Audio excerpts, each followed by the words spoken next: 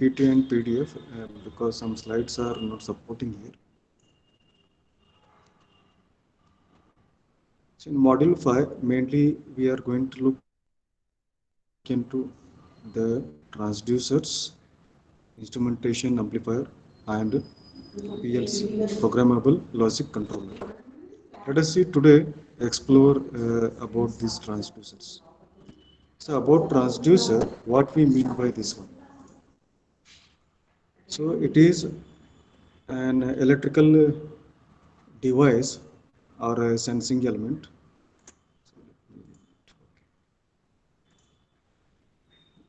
by which any measurement quantity like mechanical or optical quantity which is to be measured is transformed directly by some suitable mechanism, by any kind of a mechanism that is suitable to the present our problem, into an electrical voltage or current.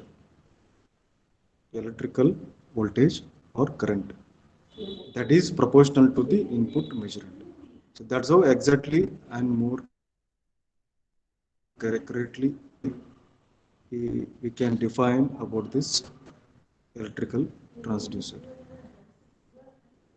So let us see what are the parameters which are to be considered when you are looking into the electrical transducers. So first one is a linearity. There should be some linear relationship between its output and input. Sensitivity, that is an electrical output that we are getting for a small change, or you can say unit change in the physical parameter.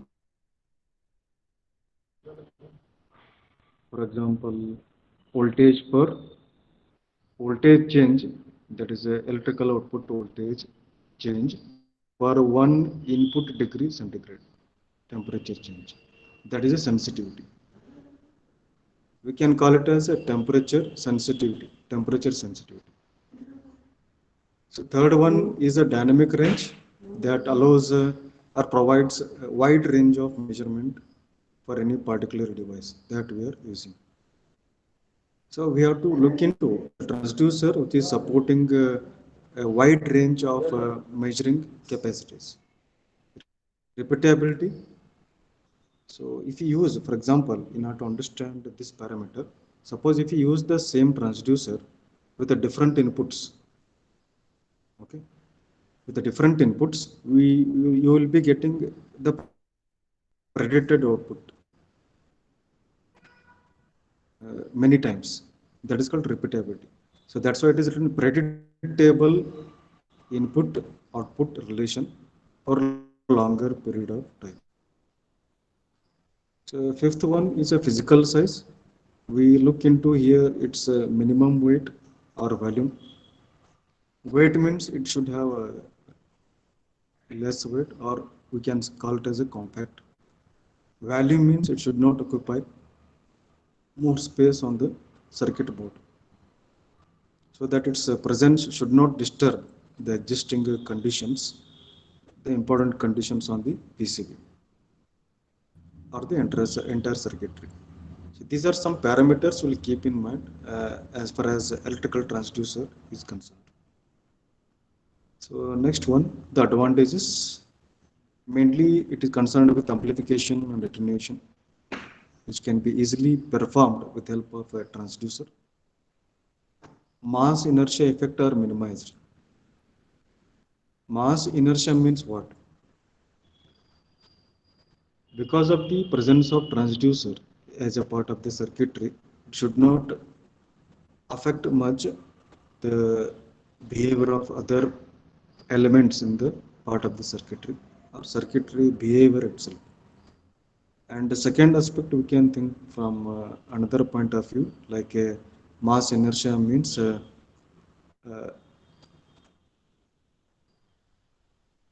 by the application of some, it should be able to withstand some external forces.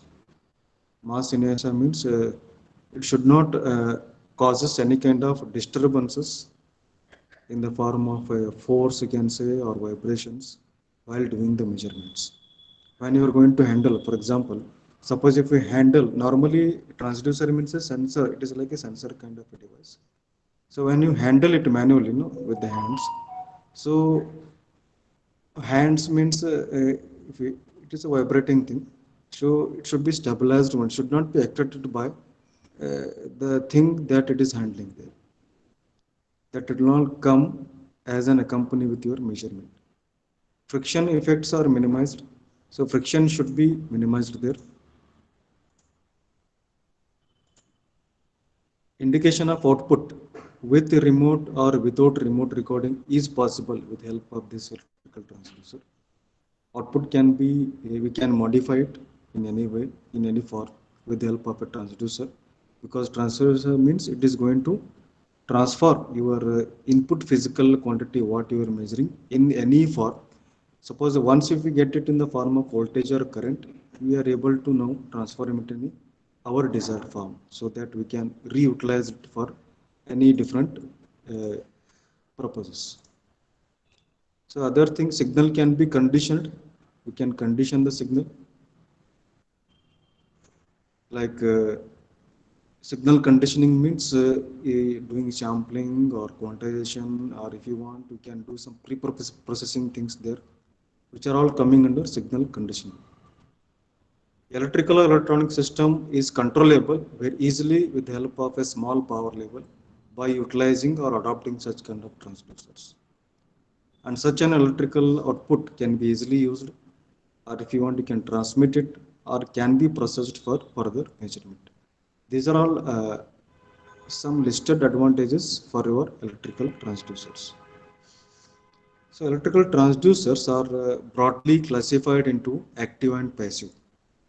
Active means that doesn't require any external power source, and it can alive and perform well without in the need of any external power source. That's why they are called as self-generating devices which operate under energy conversion principle. Like for example, the photovoltaic cells, it doesn't require any external power supply as you are using for the operate when you are going to operate the CRO or signal generator like that in the laboratories. Piezoelectric transducer, which is going to convert your any pressure or a force into electrical voltage or current. That also doesn't require any external power source. So these are all coming under active transducers. And next, passive transducers means that requires external power source, and that will become a part of a circuitry. Like here you can see, for example, the thermistors that will sense any changes in the temperature, and strain gauges that is going to convert the force or a pressure into voltage or current in any suitable form. So these are some of the things that we should know, basically how the transducers are broadly classified into active and passive transducers. So check there. Here. Yeah. Now how to select the transducer? Some of the factors already we studied characteristics of transducers there. So those only some of them we have to keep in mind when you are going to choose or select a particular transducer. Like the operating range, as already mentioned, depending on our application, what range we want to do the measurements, that you have to keep in mind. Resolution we have to keep in mind, and we will decide the operating range and choose the accordingly the electrical transducer. Sensitivity, it allows sufficient output. Sensitivity means what sensitivity we want to keep our transducer. For example, whether we want our transducer output to change for every 1 degree centigrade or 2 degree, or not at all want our transducer behavior should be affected by such kind of changes. Frequency response and resonance response. So we normally want to have a wide or a flat frequency spectrum as far as the bandwidth or the frequency characteristics of the transducer, suppose if you are choosing, in order to have the reliable measurement. Also, we look into the last factor, that is environmental compatibility, like the temperature variation, whether it is we able to withstand or not. Corrosion of fluids. Suppose if you are going to carry out the experiments or any design in humid conditions, so there we have to, or in some chemical labs where your transducer is in contact with the fluids. Like for example, in boiler factories, it is required to measure the temperature from for that purpose we have to keep the probing in contact with the boiling fluids or fluids if you want to cancel, isn't it? So there the corrosion will come into picture. Otherwise, our the transducer without coming in contact with that one cannot measure the temperature or any other parameter if you want. Pressure.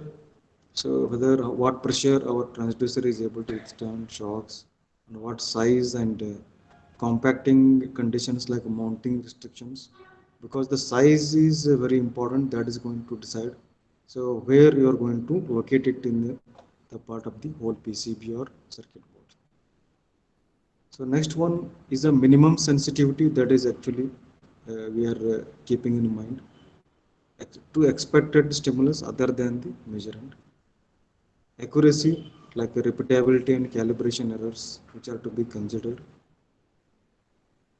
Usage and ruggedness, so both mechanical and electrical intensities versus size and weight, we have to study here.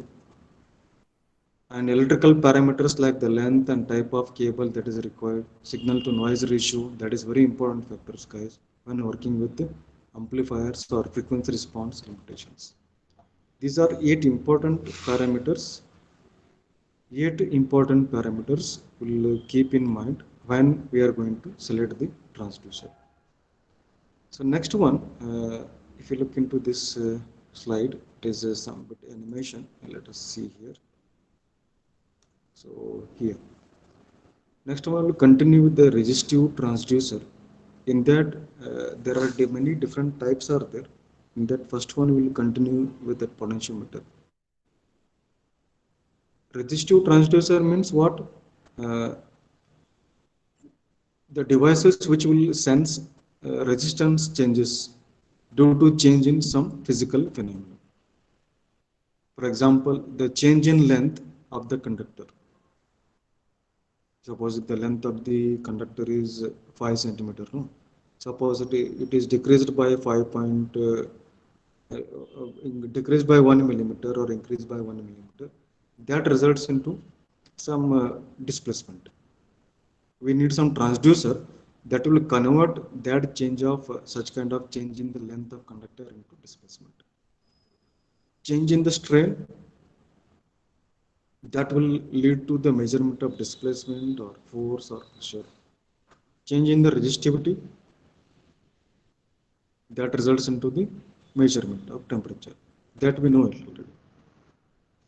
So while going so, the potentiometer, if you look, so here you can see this is the translated resistive elements are there. This is the linear type. The change in the length you can see. So as you can see, this is the total, the resistance itself will be taken. For example, the good example is a potentiometer itself, the pot, 5K pot or 10K pot, whether you might have used or not. So in the first year physics lab, I don't know.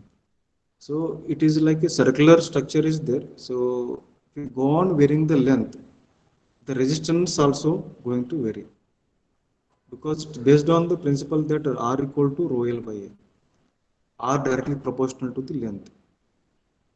So if length increases, resistance increases in the form of voltage we are getting once again. So one thing it is really amazing to see that since from the last module we are discussing from the digital multimeter, digital voltmeter, digital frequency meter or time meter, till this one, we are observing that whatever the physical quantity we are measuring, it is ultimately converted into the voltage form only, irrespective of whether you are measuring the voltage or current or resistance or pressure, force, strain, whatever. Isn't it? Now you can see it is varying the length. The length of resistance is going to vary. that is going to have different drop across the resistance with the varied length of the resistance, and that variable resistance we are getting in the form of voltage drop, that is proportional. That is a linear measurement, displacement measurement we are getting by this. So this one, second one, you can see rotational resistive elements are there. It is like your pot. At a time, whether going to measure, going to rotate clockwise or anti-clockwise, how many turns you are coming in contact with, that is going to decide the magnitude of the resistance you are getting. But a variation of resistance will depends on your clockwise or anti-clockwise direction or movement of the pointer of your point. So this is used for the rotational angular measurement of the physical quantity. And here you can see the last one, helical measurement. It will be used for both linear and angular measurement of the physical quantity. Here it is called helical because it will consist of many kind of such loops here, across which you are going to get the input you are applying, and output we are going to get based on the pointer on which helical loop it is going pointing. This one, this helical one is advanced version of this, the second one, rational type. So like that, each one will be having its own pros and cons. So next, advantages of the pots are a very cheap, inexpensive one, easy to operate, useful for the measurement of large amplitudes of displacement. Electrical efficiency is high, accuracy is very high, error is less. Provide sufficient output for the controlled operations. Drawbacks, you can see large force is required to move sliding contacts. Sometimes because of the mechanical elements involved there, we may got their contacts, wear and tear out will happen after some time with a long period of time using. You can see wear out, become misaligned and generate the noise, or will result into wrong readings. So this is the first kind we have seen, that is a potentiometer coming under resistive transducer. Next one we are getting resistance. Next one, hello, hello, hello. Am I audible there?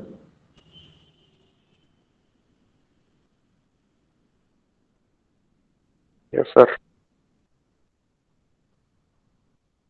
Yes. Hello.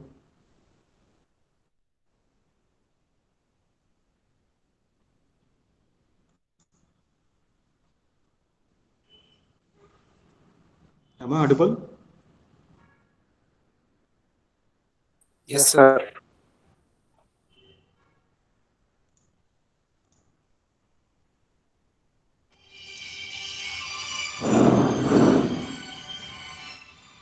Am I audible now? Okay. So let us continue with the second type of resistant transducer, that is a RPT we can call, or resistance pressure transducer. So by name itself, it can indicate that we are going to transform or convert input physical quantity, that is a pressure, into in the form of voltage or current. Again, there are two subtypes are there.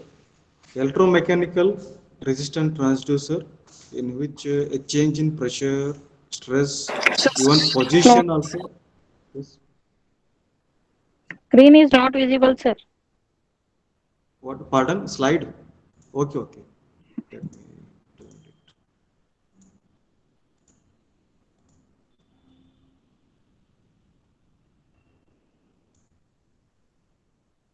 Now it is visible.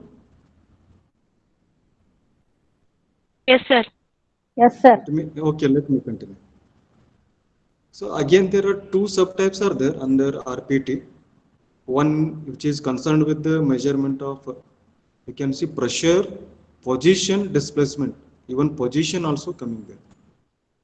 And second broad category coming under RPT is strain gauge. Again, many varieties are there under strain gauge. On that we'll take separate class. So two ways by which pressure affects the sensitivity of resistance element are like this one. One is a bellow type. So where you can see such kind of bellow type of coverings are used there with some made up of some particular material. Inside that you can see resistance leads will be there. Okay. So the idea here is that we are measuring or inserting these resistance leads well protected inside these bellow type of structures, and they are going to sense this change in pressure which will be providing from the top, you can see with the arrow mark here. But how this pressure change is measured? And another type we can see in the form of a diaphragm. So resistance here you can see in the form of spring only there here. Now it will be kept in contact with some, you can say, another big spring is there that is acting like a diaphragm, that is going to change its dimensions with the application of the pressure from the top. When you apply the pressure, the diaphragm is going to change dimensions. With that, in contact with there, some resistance leads are connected, and this resistance drop is going to vary. And remember how this change in pressure is absorbed in the form of change in voltage, because now these resistance leads will be kept as one of the unknown arm of the bridge. Where the bridge is going to be balanced, then this amount of unbalance is measured, that is directly proportional to the pressure applied. Understanding? So these resistance leads are now connected as a part of the unknown arm of the bridge, that is the fourth arm. So when you go for balancing the bridge, automatically the amount of unbalance is reflected as the amount of pressure that you actually wanted to measure. That's all. So we have seen so far the potentiometer under the different types. Resistance, potential, pressure transducer we have seen. Under that we have discussed this electromechanical type. Strain gauges, guys, I want to take up in the later separate class, because a lot of things are there to be discussed in strain gauges. So next type of resistance transducer is a resistance position transducer. So here we are discussed, no. So this is another kind of electromechanical resistance transducer that is going to measure the position here. So amazing thing. So one type of displacement transducer.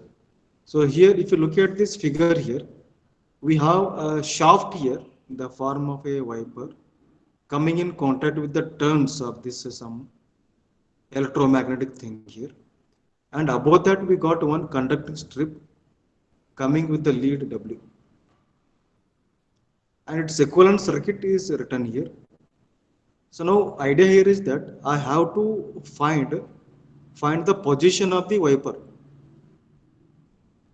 as this wiper moves in and out.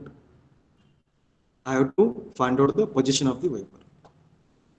So let us take an example here, you can understand. So yes, okay, if you look at this figure, hello, hello, yes. W is, you can say, the part of resistance R1, because the wiper, if you keep there between A and B having many turns, one part is divided as R1 and another part from the beginning is taken as R2.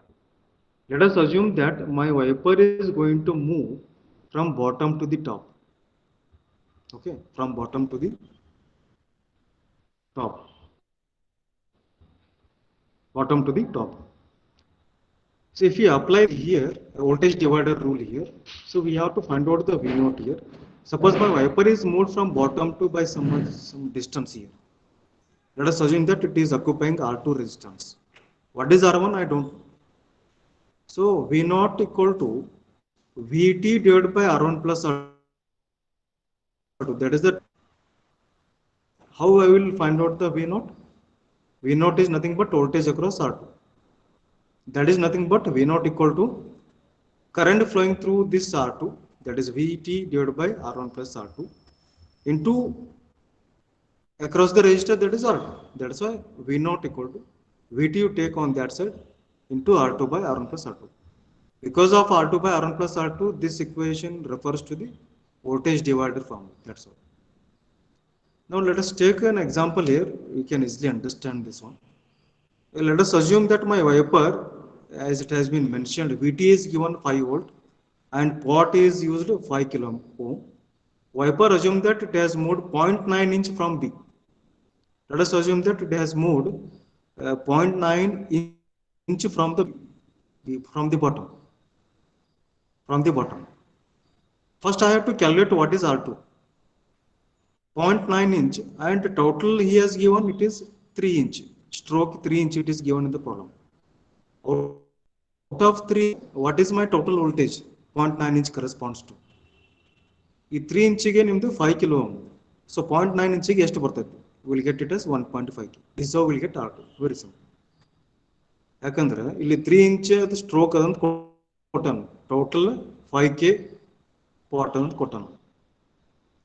So total 5k corresponds to 3 inch means for 0.9 inch it corresponds to 1.5k. Very simple. Now this R2 here, VT is given, we will get it simply 1.5 volts. Which means that if my wiper has moved by 0.9 inch from B, it corresponds to 1.5 volts. This is the linear measurement, guys. Linear measurement. Or it is now going to measure the position. It is indicating the position. Okay. 0.9 inch from this one means in terms of voltage we are getting it as 1.5 volts. Reverse engineering we are doing. But actually for us it is showing 0.9 inch. So this is how you can refer to the notes also. Description has been given how it is going to operate. But rest of the things hope how it is going to move and how we are going to get variable resistance R2, because already I have calculated here. I told how to calculate the resistance R2. The first step is to, whenever the wiper moves from bottom to the top by variable length, you have to find out R2 here, variable R2. Once you get R2, you can easily find out voltage across R2 by using voltage divider rule. That's all. So this is what's about resistive position transducer. Potentiometer we have seen. Resistance pressure transducer we have seen. Under that we are getting these two types. One is concerned with the pressure, this one. So another one is concerned with the position, this one. So next one we'll see another type of resistant transducer that is concerned with the temperature. So resistance of conductor changes when its temperature changes. Why? So this property is used because the resistance, you know that when you go on burning the metal or any quantity, metallic quantity, its dimension changes. And obviously we know that R will depend on rho L by A. Rho is nothing but resistivity. L, length, A, cross-sectional area. All these things are going to be affected when temperature changes. So this property is used in resistance thermometer to measure the electrical resistance in terms of temperature. So the main part, so whenever you get this question in examination, we are going to discuss with respect to one sensing material here. Its main part is sensing element.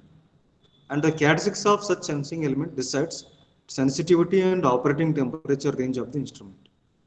So sensing element should have the properties like, could be any material which is relatively having large resistance variation with respect to a small change in the temperature. It should be stable, should not cause sudden large variations in the temperature.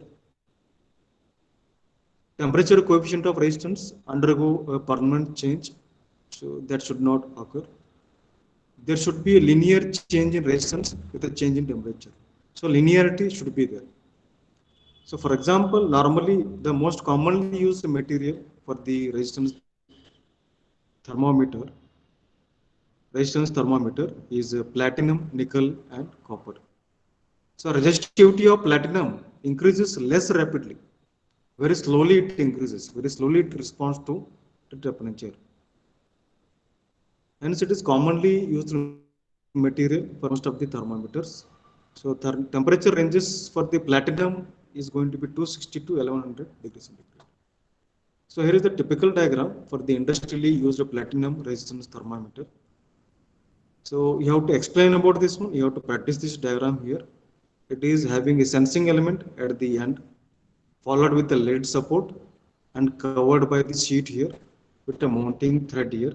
So this mounting thread is coming into picture. If you are going to mount it here, we can see it will be used as a part of one of the arm in the bridge circuitry. So whatever the temperature variation if you want to sense, that will be reflected in the balancing part of your bridge. So amount of unbalancing is directly reflected as the amount of temperature that you wanted to measure. The same thing I have explained here. The sensing element RS here you can see is made up of a material having high temperature coefficient so that it can withstand high temperatures. So I told the temperatures sensors or transducers which are used in measuring the temperatures as high as in boiler industries, which is very high temperature they are supposed to measure. R1, R2 and R5 are made of resistances that are practically constant under normal temperature conditions. So this is the only variable thing because it is going to measure the temperature. When no current flows through the galvanometer, we can say the bridge is balanced. For example, Bridgestone bridge, we can write this bridge balance equation. In normal practice, the sensing element is away from the indicator and leads have the resistance, say R3 and R4. So we can get this equation. That is R1 by R2 equal to R3 plus RS plus R4 divided by R5. Now, if the resistance RS changes, balance cannot be maintained, and this can be reflected by the deflection of the galvanometer, and it will be reflected on the calibrated scale of the temperature. So the advantages, it can provide you the measurement with a wide range from minus 200 to 650 degrees centigrade. Resistive elements responds in a very less time from 2 to 10 seconds. Suited for remote condition because in order to measure the temperature it is very much required. More flexibility with the choice of equipment and more accurate. No necessity of temperature compensation which is not required. So long period of times we can have the stability performance. Because of these well advantages, it is costlier, needs a bridge circuit and power source in order to measure the temperature, that is additional circuitry is required because we will be depending on the bridge balancing. Possibility of cell fatigue may be there, large bulb size compared to the thermocouple. So this one condition, one question which has been asked normally in the VT question paper. So they normally ask you to write a short note on this thermistor. Thermistor nothing but it is thermally sensitive resistor, also non-magnetic resistor known as a in context with this thermocouple. It may be having a negative or a positive temperature coefficient. Thermistors are well known for their negative temperature coefficient. Means resistance decreases with rising temperature.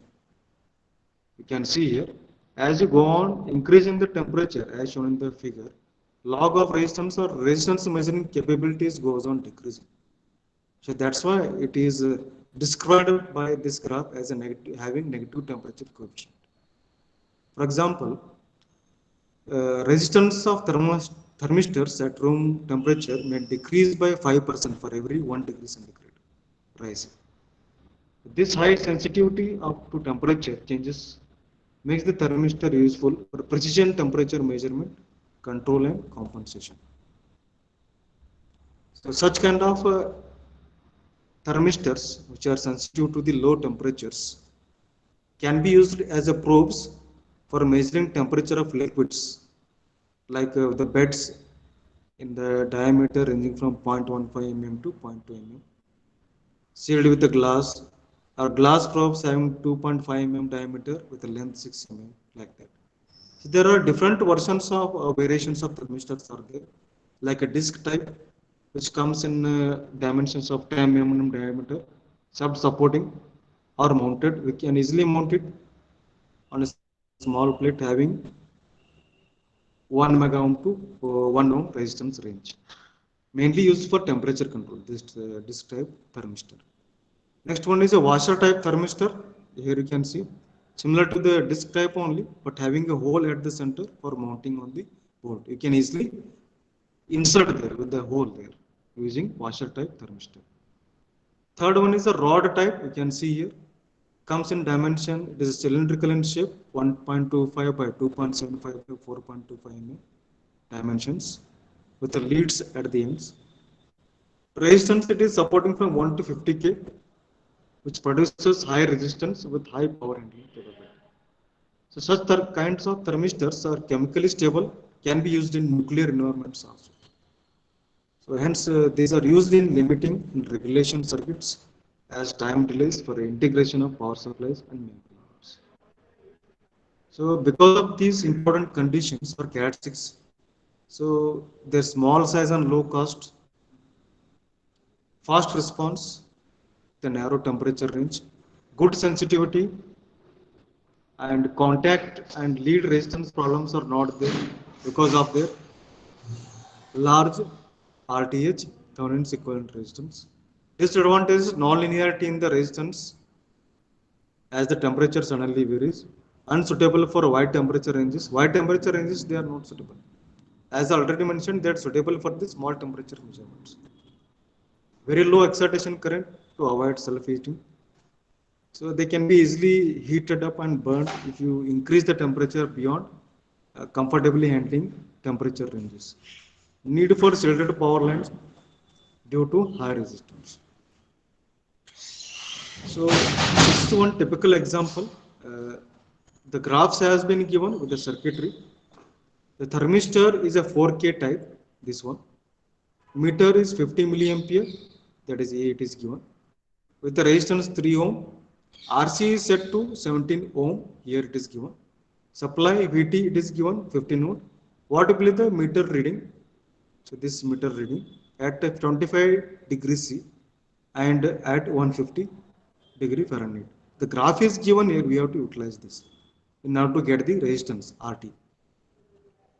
So from the graph of temperature versus resistance, resistance at 15 degrees C, you can see. Resistance at 15 degrees C will get 4K. Here it is shown by dotted line. No? At this one, we are getting 4K. This is in terms of degree Fahrenheit. Means 77 degree Fahrenheit corresponds to 25 degrees C. At 77 degree F, you are getting 4K. So RT is going to be 4K, you can substitute here. So 4K in series with 17 ohm, that is given there for this RC, plus 3, that is a 3 ohm of the internal resistance of the meter, will totally make up you the total resistance in the circuit. So this is the current, that is 3.73 milliampere flowing in this circuit that you have to first get. After that, at 150 degree Fahrenheit, the graph shows, you can see 150 degree Fahrenheit, somewhere here you are getting around 950 you are getting, you will get it as 15.5 milliampere. So that's why you have to refer to this given graph to get RT here. RC and internal resistance and VT are given to get you the current flowing through the circuitry. So the strain gauge part I am leaving here as a part of resistance transducers. So we started with the potentiometers, resistance pressure transducer, resistance position transducer, resistance thermistors, and thermocouples also we have discussed. So strain gauges I want to take up because it is a big one. We'll take it as a separate session. Before winding up, let us quickly conclude with this linearly variable displacement transducer. So here guys, we are going to measure the displacement. This already you will be well versed with this one. We will be having here a primary core surrounded by two secondary windings here. One primary winding and two secondary windings situated on either side. This one, middle one, you can see the hollow metallic core is there. Inside we are moving the core in and out made up of soft iron. As and when it will move in and out, we will be getting, you can see different electro magnetic coupling will happen with S1, P1 and S2 like that. Initially, when the core is in the beginning position at a, you can say, well beyond the middle position. So you can say, so it is in contact with S1. Most of the turns, most of the coupling of this iron core field lines come in contact with S1. So we can say that ES1 is more than ES2. So that's why we can get uh, E naught, the output is going to lie in the first quadrant, that is for the A position. When it will come in the middle, you will be getting here displacement characteristics. When it will go beyond the middle, that is towards the B position, most of the coupling of these field lines of the soft iron core are in contact with S2 compared to S1. So we can say ES2 is greater than ES1. Normally we will take the output E naught, that is ES1 minus ES2. How will take E naught equal to ES1 minus ES2. But when ES2 is larger than ES1, automatically we will get E naught negative. So we can get output will be out of phase with the input. You can see the phase characteristics and the displacement characteristics. So this, so briefly I just explained here how it is going to, we are able to measure the moment or displacement of the soft iron core as and when it will move in and out of this, the hollow cubing. It just depends on how many number of magnetic lines of the soft iron core come in contact with S1 and S2. That is going to decide the E naught, that is ES1 minus ES2, which are reflected by these figures and characteristics. These figures you have to draw there, this figure and these characteristics. So all these things you have to draw neatly, you have to practice it, and you should be able to explain it in your own words. Let us quickly take one example here.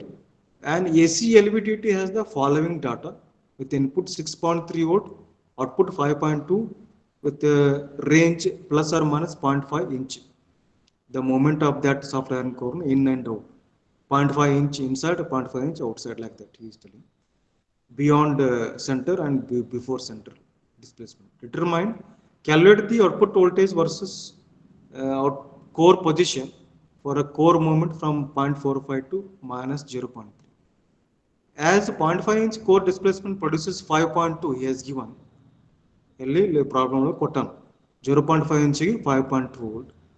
But for a plus 0.45 inchiಗೆ ಎಷ್ಟಾಗ್ತದೆ, we can simply do the calculations, we will get it as 4.68 volts compared to 5.2. Similarly, for minus 0.3, you can substitute here, you will get it as minus 3.12 volt because of the, so minus here it will indicate the displacement in the B direction.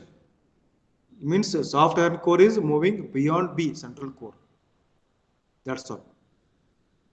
And for minus 0.25, again you are getting negative. Okay. So here